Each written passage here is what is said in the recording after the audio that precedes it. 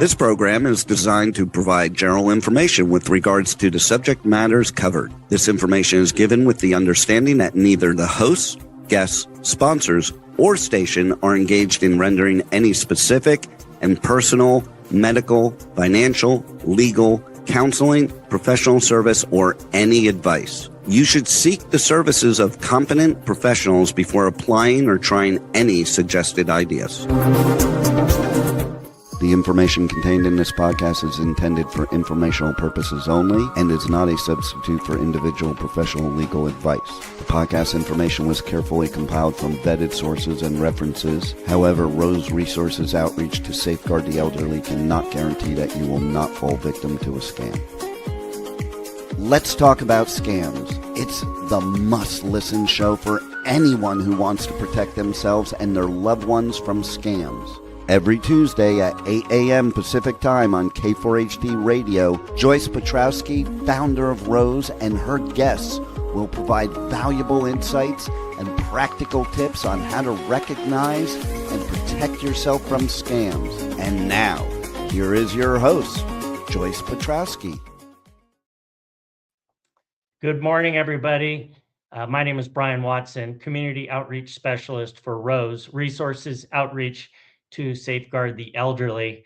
Joyce is not available this week. I'm filling in this week and then 2 more weeks after that.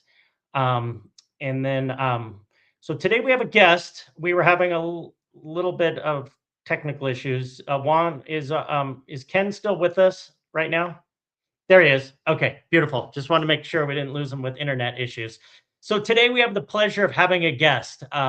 Ken Westbrook is the founder and CEO of Stop Scams Alliance. They are a 501c3 nonprofit whose mission is to significantly reduce scams in the United States. Their focus is to stop scams at the source before they reach the consumer in the first place. So last year in 2025, I heard Ken speak on a webinar, and there were several different guests, but his presentation really stood out to me because I was impressed by the detail of the information he shared. I used to work at the IRS, so I'm all about numbers. So numbers tell a story, and I thought it was super helpful to me, and I thought his information would be super helpful for our audience. And I'm a big fan of collaboration. We all have to work together, build each other up, share information, and we all have different areas that we focus on. And I know Ken has some just great information. So Ken, good morning and welcome to the show. Good morning to you. Thank you for hosting me today. Sorry about being late a little bit, but I'm looking forward to having a good discussion with you.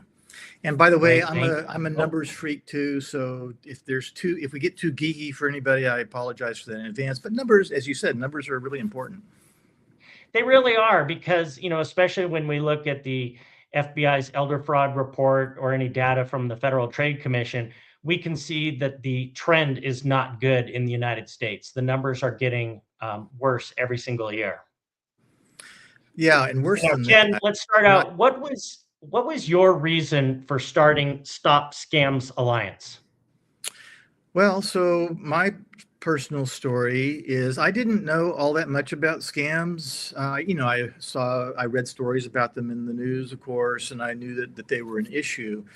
But in February of 2023, my mom was scammed.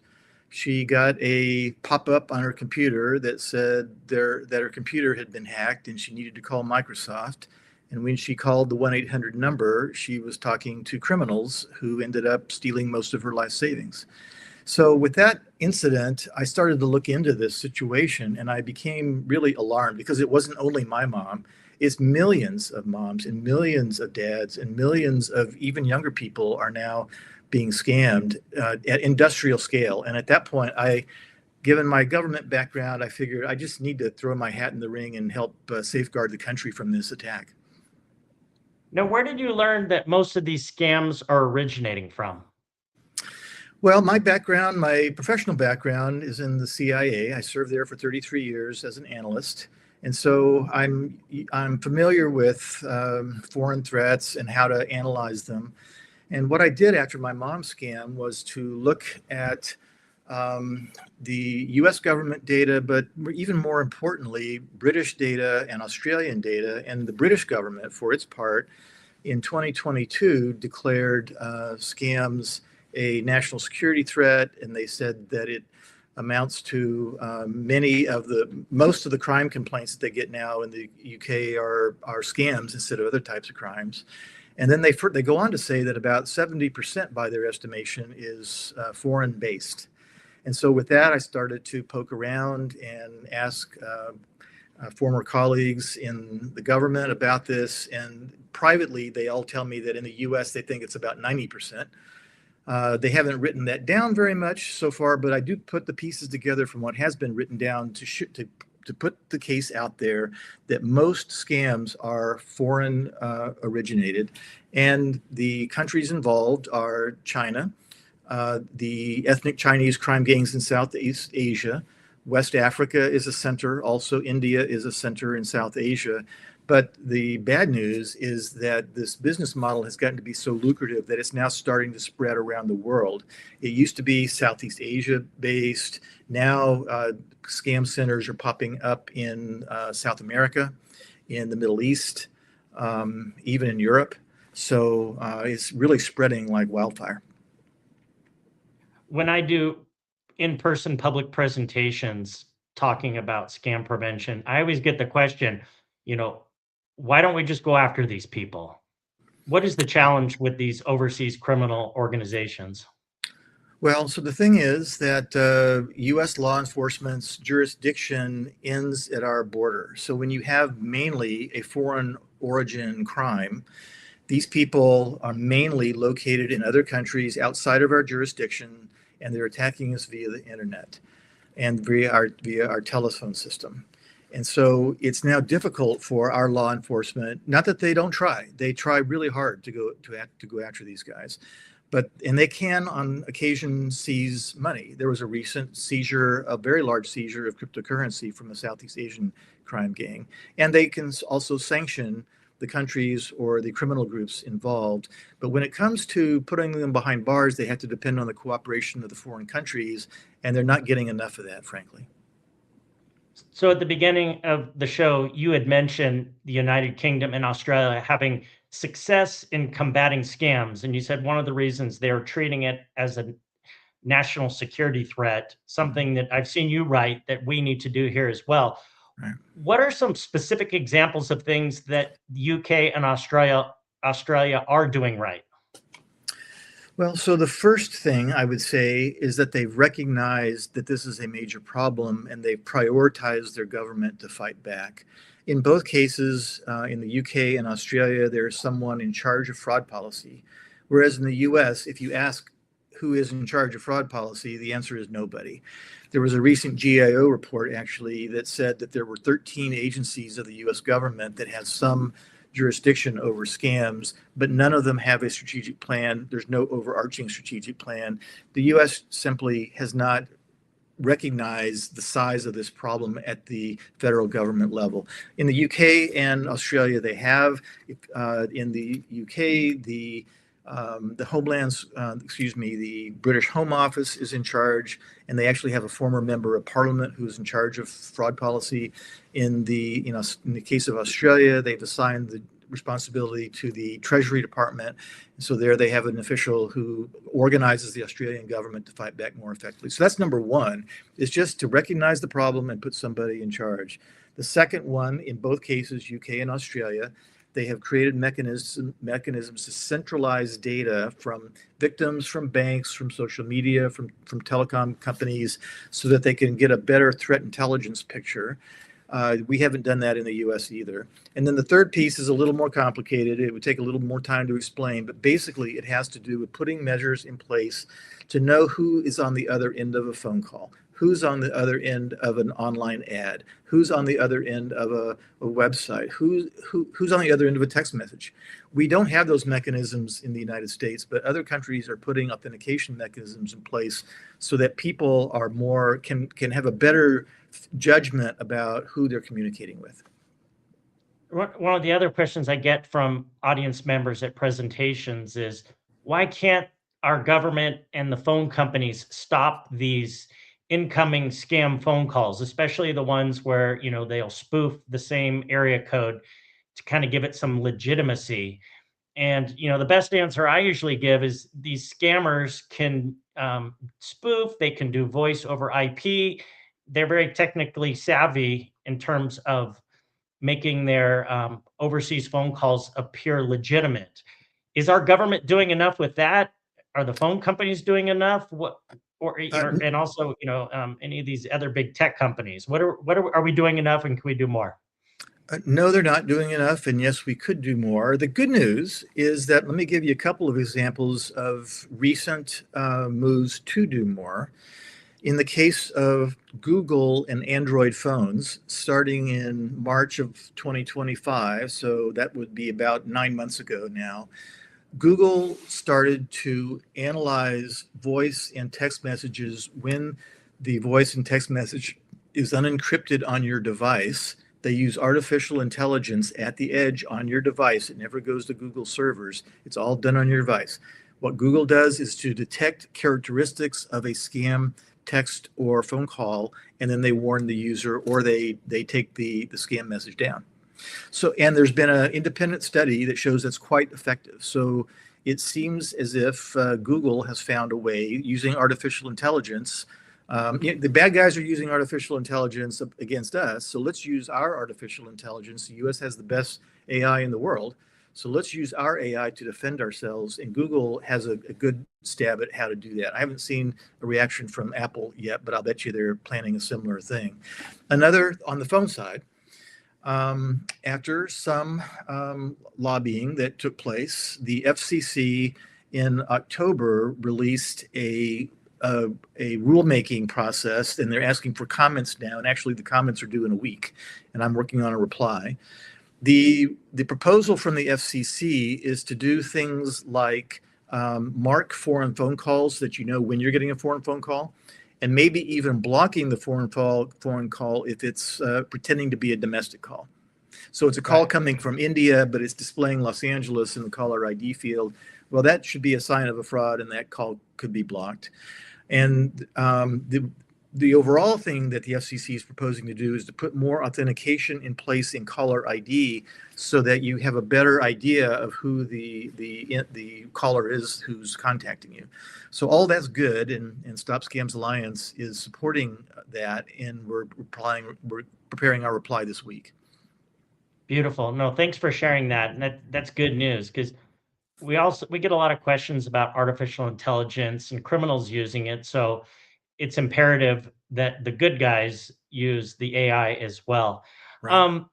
So with our nonprofit, we recognize that every age group gets scammed, but the older we get, the more we lose for a variety of reasons. From everything that being in the fraud prevention world, what is the number one scam affecting older adults? Well, when you look at the FBI data, this is now people who report to the FBI. So it's not everybody does report to the FBI. So it's kind of a fraction of the data, but it's the best we have.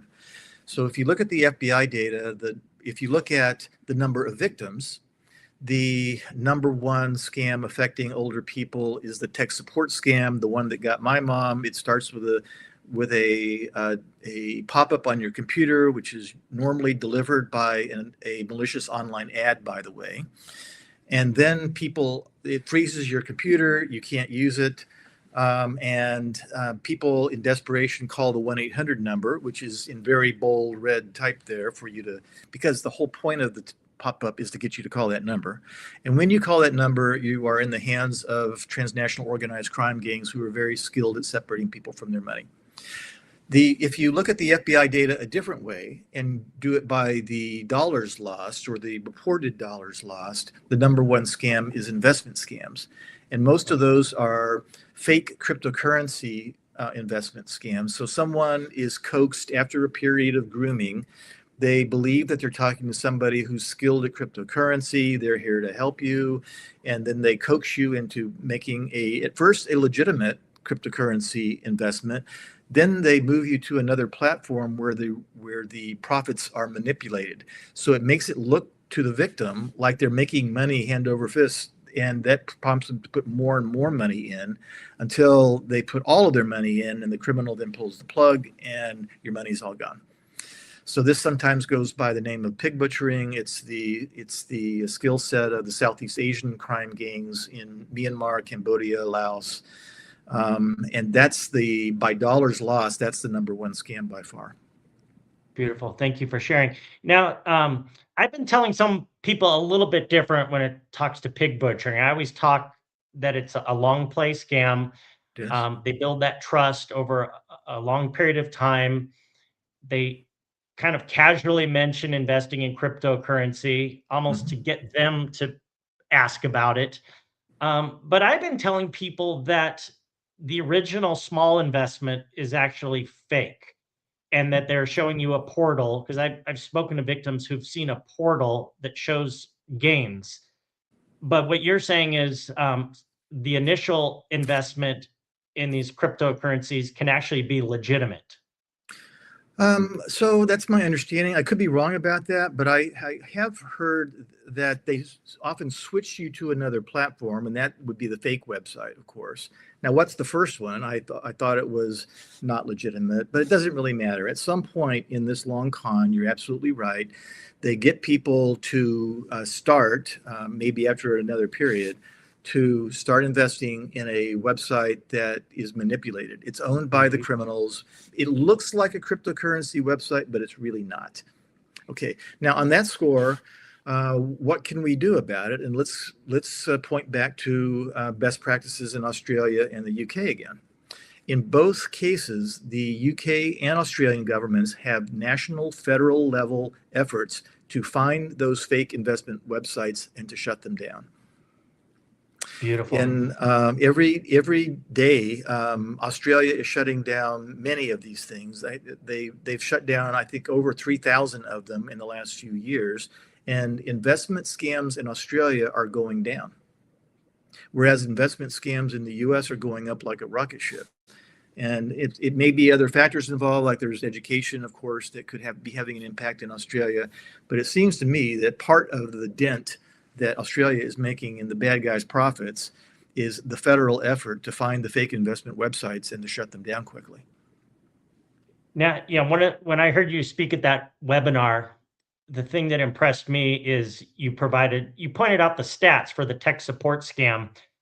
And the thing that jumped out to me was tech support scam losses are 117 times more than ransomware losses. And ransomware seems to get a lot of publicity because, you hear the name of a big company or a school district or, some entity that gets their information locked up and held hostage by these scammers. And then they end up paying these ransoms and losing the money. But your analysis of the data shows that tech support scam is way bigger than the ransomware. Yes. If you look at both FBI and FTC data, both the FBI and FTC, now this is, again, limited data because it's the data that's reported to the FBI and the FTC, and there's a lot of this is not reported.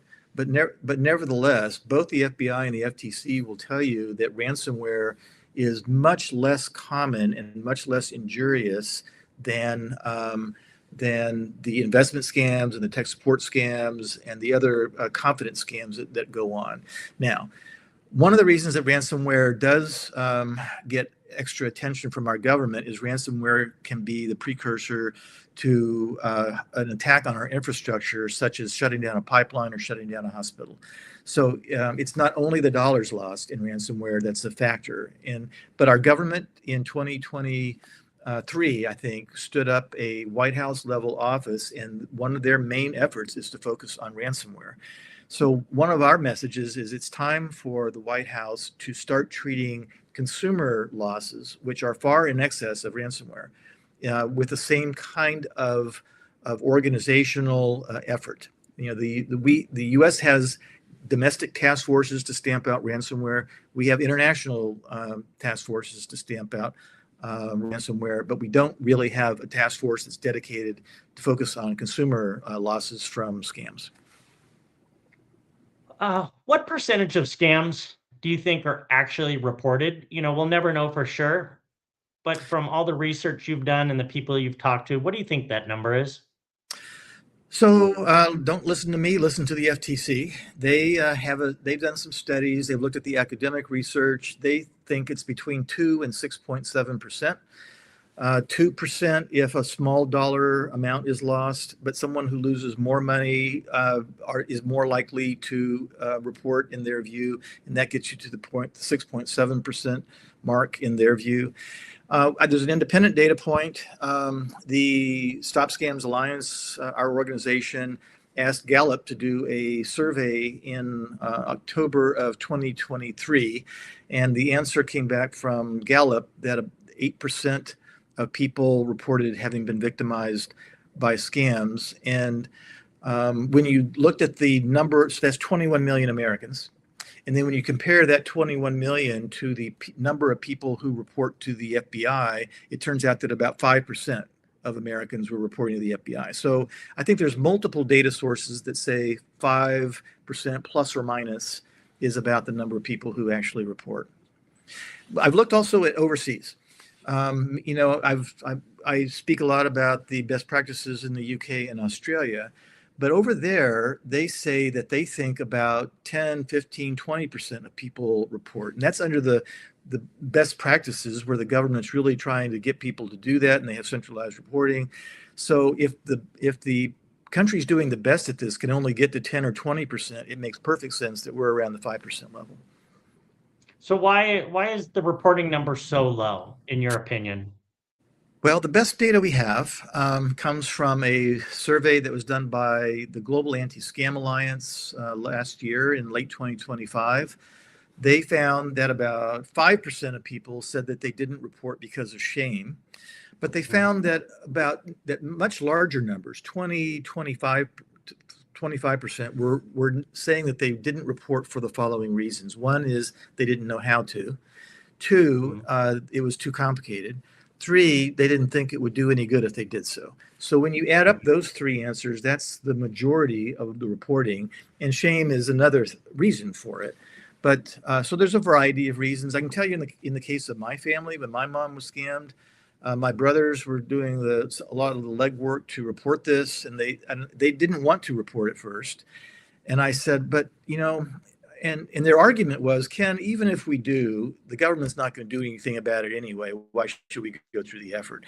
But I prevailed and did some of the work myself. And so we ended up reporting to over a dozen agencies and companies.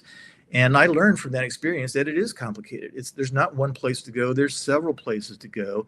And everybody asks for different information. And by the way, nobody ever gets back to you. So Right. you're doing the data. What you're doing is you're feeding a data base, which is good, and that allows the government to have better data. But the data show that most people are never contacted and most money is never retrieved. It's very sad. I do tell people that it is important to report, one, so that the government has good data, and that sometimes too a smaller case can become a bigger case, or they can connect the dots on another one. I've done over 85 presentations, and I always ask that question: what is the number one reason, in your opinion, that people don't report being the victim of a scam? Mm-hmm. And I always get the word embarrassment, which goes to what you just said, the shame. Right. And then I agree with everything you said there. What's the point? It's too complicated. Some people don't even know they're scammed, so it's absolutely brutal. Now, did you ever see the movie The Beekeeper? I definitely saw The Beekeeper. So what was accurate in that movie, and what was not accurate from your knowledge of that particular scam? By the way, one time I was speaking at a conference, and the person introduced me by saying, you've all seen the Beekeeper movie. Well, let me introduce you to the real beekeeper, and his name is Ken Westbrook. So that was a nice introduction, kind of a humorous way of introducing me. Right.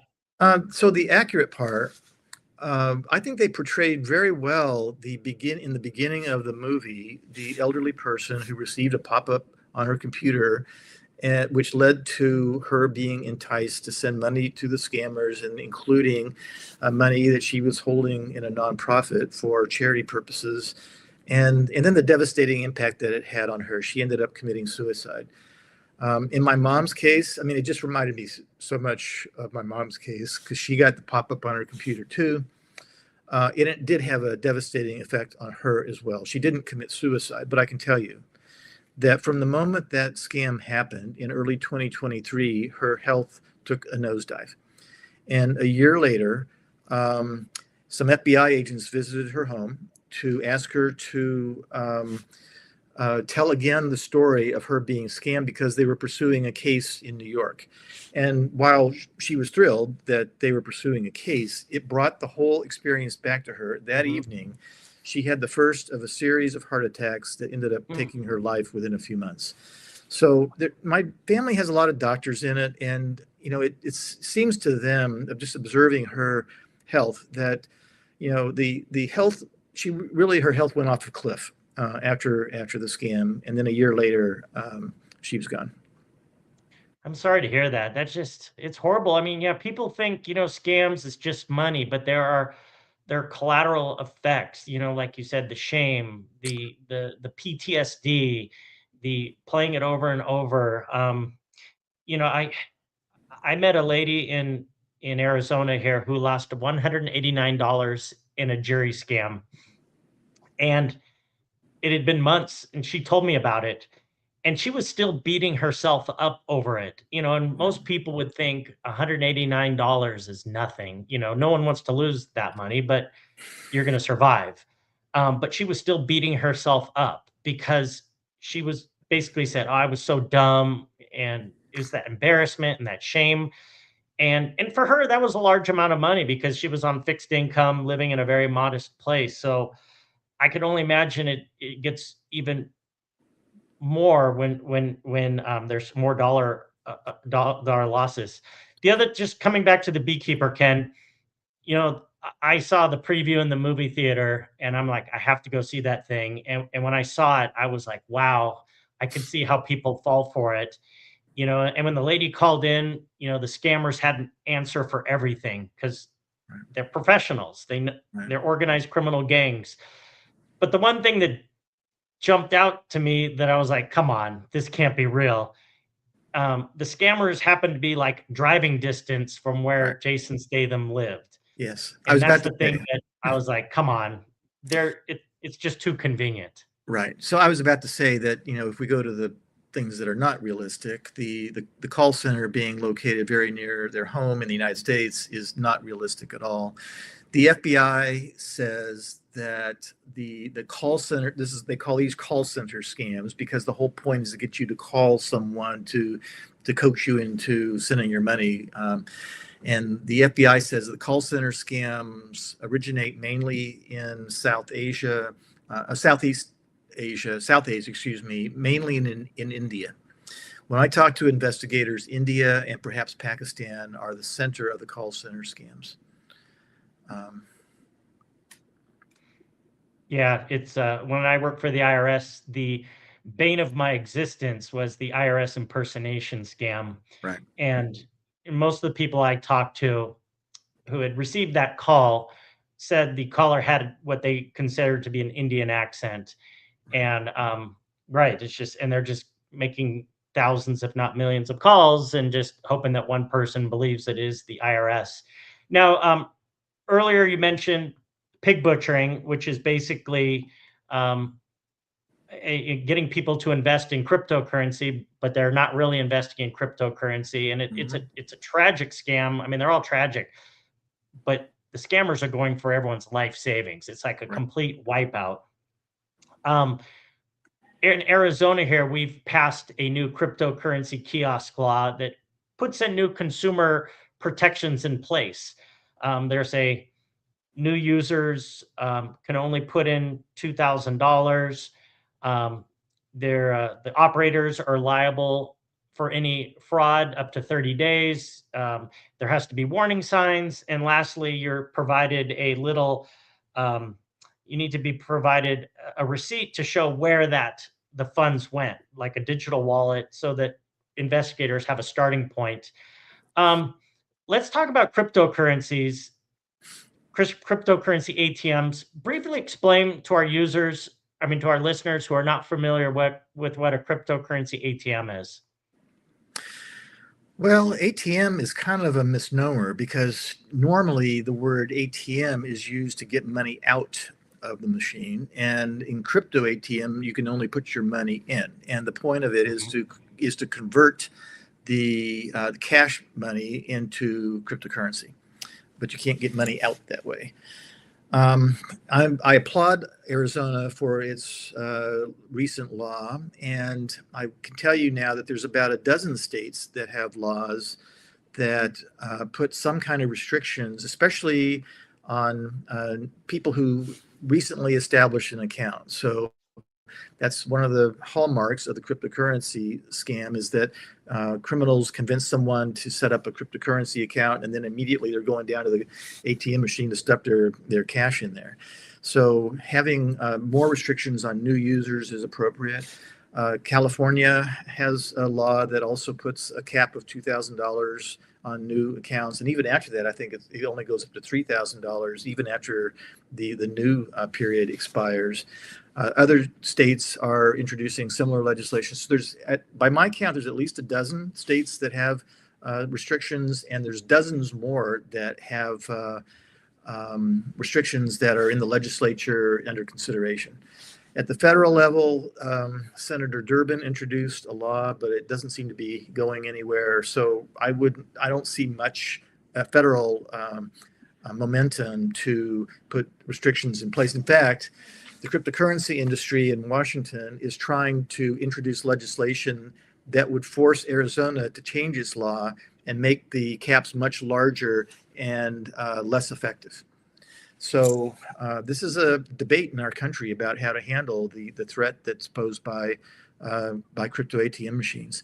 There's a recent report from the Treasury Department that outlines the extent to which cryptocurrency ATM machines are used in crime, and they especially point to the harm it's causing to the elderly population.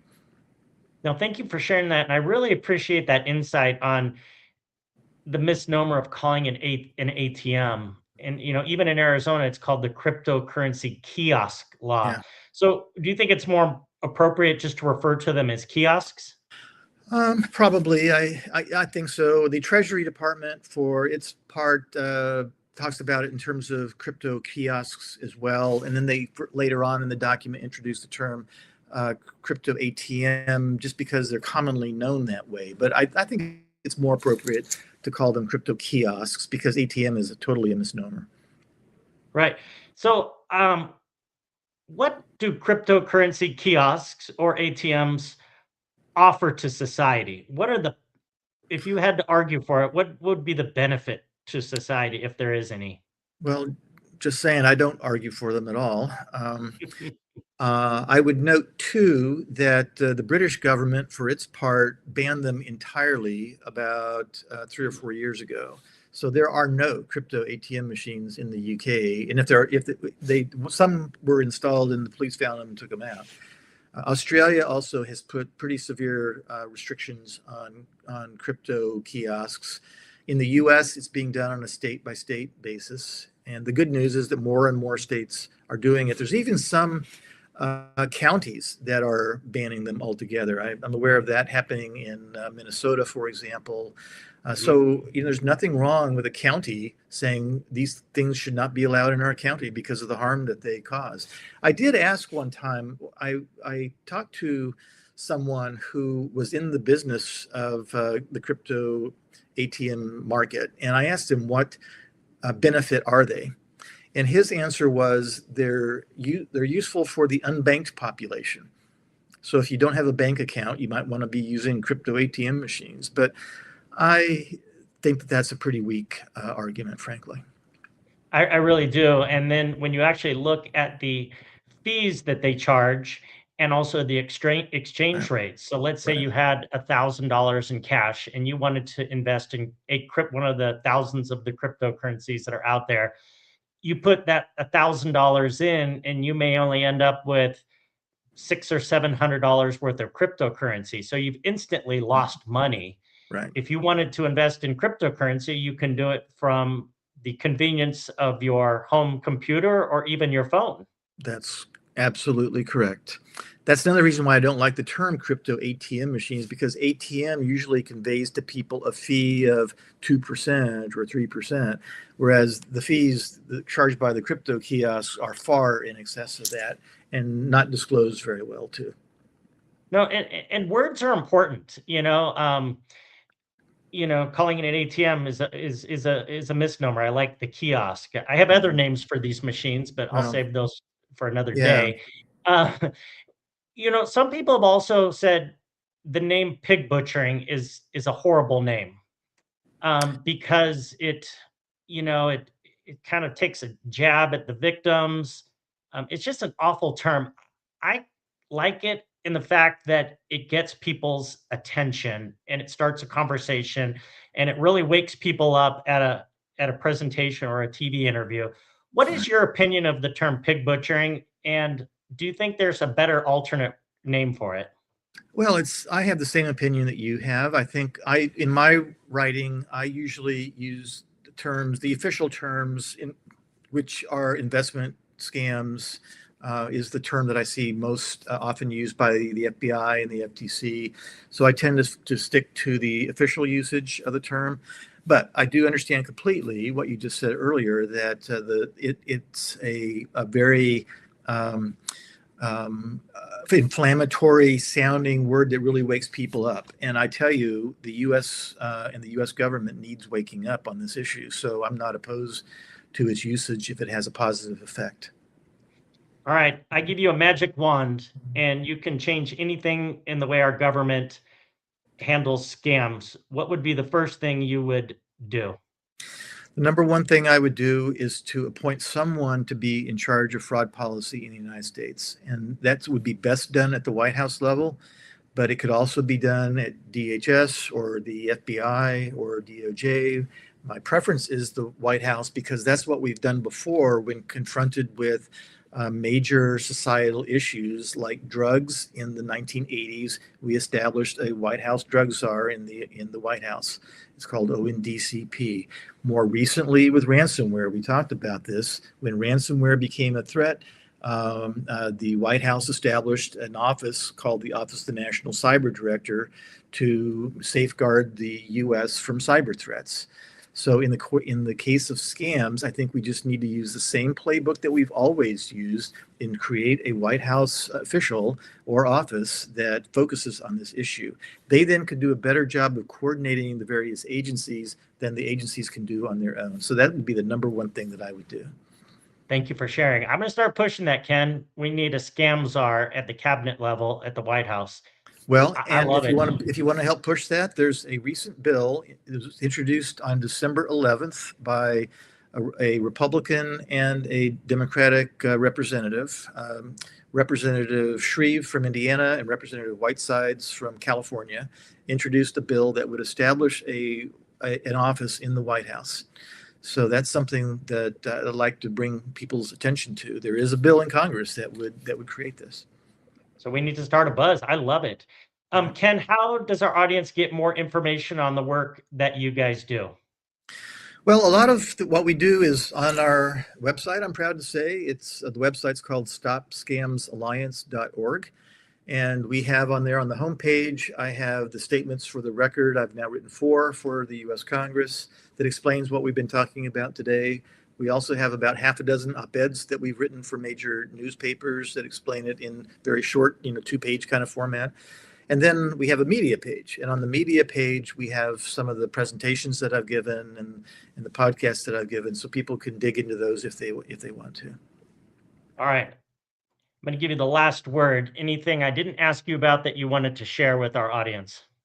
Well, so one thing that just occurred to me is a couple of months ago, the Wilson Center approached me. The Wilson Center is a think tank in Washington, D.C., housed in the Ronald Reagan building.